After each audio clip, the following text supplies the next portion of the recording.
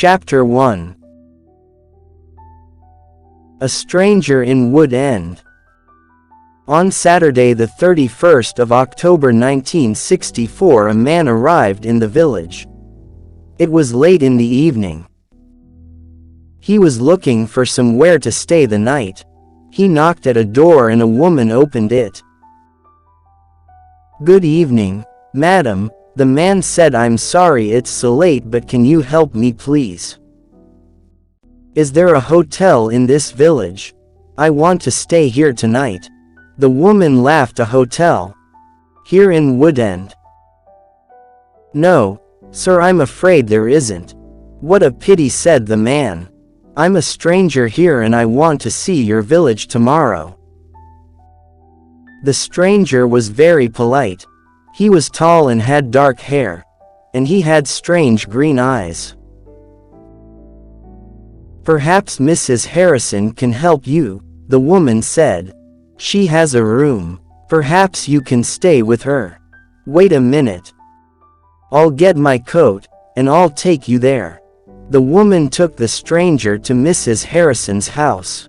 Mrs. Harrison gave him a room for the night. He was very glad.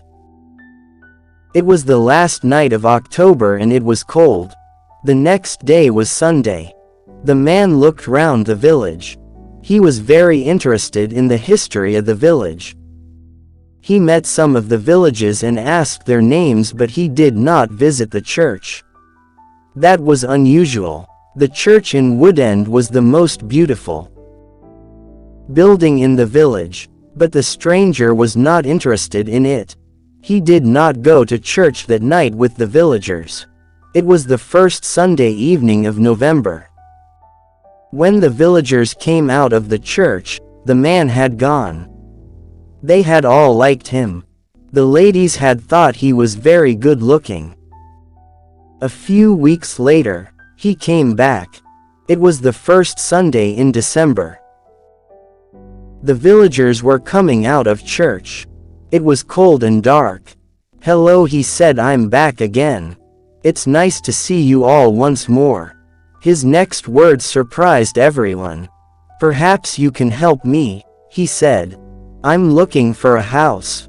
I want to buy a house here." "Here?" someone said, "but why here? There's no work in Woodend for a young man. All the young people leave village, they find work in Lydney, the nearest town." "I'll get a job somewhere," the stranger said. "Perhaps in Lydney." Then one of the villagers told him about old Mr. Smith's house. Mr. Smith had died in the summer. His house was empty. It was for sale. The house was on the corner of Main Street and Church Lane. "I'll ask about the house tomorrow," said the young man. "Perhaps I'll be lucky. Goodbye, I'll see you soon." The villagers watched him leave. They all saw his car. It was very big and luxurious. He looked rich. A few days later, Mr. Smith's house was sold. And in the middle of December, the young stranger arrived. He moved into the house and worked very hard. He fixed the roof, repaired broken windows. He painted and decorated. He changed the whole house. But there was a big surprise for the villagers. On the morning of Monday the 21st of December they saw a big sign on the front of the house. And on the sign were these words: "The corner shop proprietor, Dave Slayton."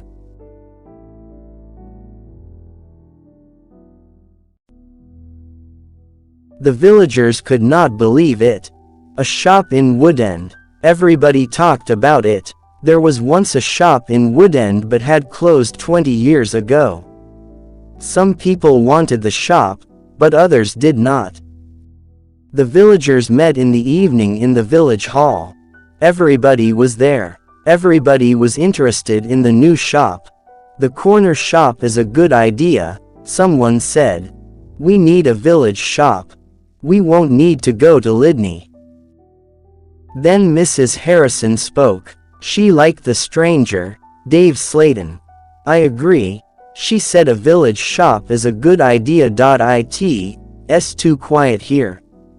Woodend needs a shop. Nonsense, said Miss Brown. She was the village school teacher. Lydney is not far away. There are lots of shops there. Soon everybody was shouting. Then Mr. Hart spoke. He was a very big man, with a loud voice. Listen, everybody, he shouted. We've never had trouble in this village before. We've always been quiet and happy. Now this shop is causing trouble. Let Mr. Sladen speak, someone said. It's his shop. Let him speak. Ladies and gentlemen, said Dave Sladen. I don't want to cause any trouble. I'm still a stranger in your village. But I want to be one of you. I want to be your friend. I like the people of Woodend. He smiled and a few people clapped. They liked him. The corner shop sell lots of things, he went on. It will sell food and things for the house. Everything will be cheap, I promise. Everybody was listening carefully. And I have another idea, he continued. I'll sell village products. What do you mean by village products? Asked Miss Brown. I'll tell you, Miss Brown, that you make beautiful bread and cakes. Miss Brown smiled. Yes, she did make bread and cakes. Everyone knew that. And you? Mr. Hart, I've seen flowers. You grow beautiful flowers. Now Mr. Hart smiled. Yes, these flowers were beautiful. Everyone knew about them. And Mr. Everett makes pots, someone said. And Mrs. Davies makes dolls, said another voice. And I do painting of the village, said old Miss Lucy Gray. Yes, said Dave, you can all do something. You villagers are clever. You make lots of things. We can sell them to the tourists. In the summer, Woodend can make a lot of money. But what about the money? Said Mr. Hart. How will you pay us? That's a good question, said Dave. And here's the answer. You'll bring your things to me and I'll sell them for you. I'll keep some of the profit. You'll have the rest. What a good idea, said Miss Brown. Yes, I agree, said Mr. Hart. All the villagers agreed.